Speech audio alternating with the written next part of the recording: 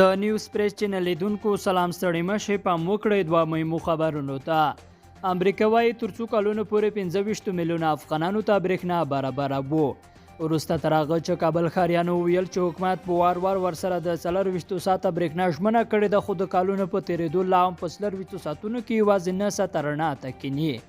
په کابل کې د امریکا سفارت ویلي چې ځینې پرمختګونه وروي، خو زیاته کړې ده چې د سولې په ټینګښت سره به دا ستونزه په بشپړه توګه اواره شي.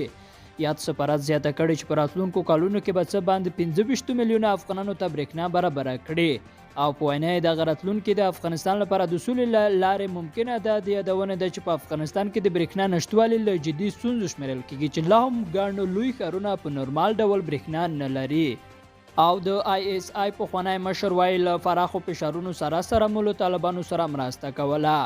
پاکستان پر طالبانو له خپل نفوذ په استفاده کولی شي په افغانستان کې سوله راولي.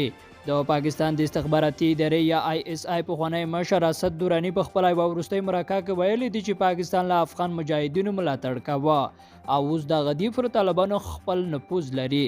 د په خبره پاکستاني حکومت کولی شي له خپل نفوذ په استفاده پاکستان او پخواني مجاهدین د تباه هڅوي چې په خپلو کې سره جوړ شي او مذاکرات مخ ته یوسي. هغه ټینګار کړی چې پاکستان تر دې وار هاخوا کوم کار نشي کولی. نوموړي دا هم منلې چې پاکستان له طالبانو سره ژورې او پراخې اړیکې لرلې او له دغه ډلو سره یې مرسته کړې ده. د په خبره له پراخو او ګڼو فشارونو سره پاکستان له طالبانو سره اړیکه لري او خپل نفوذ یې ورباندې ساتلی دی.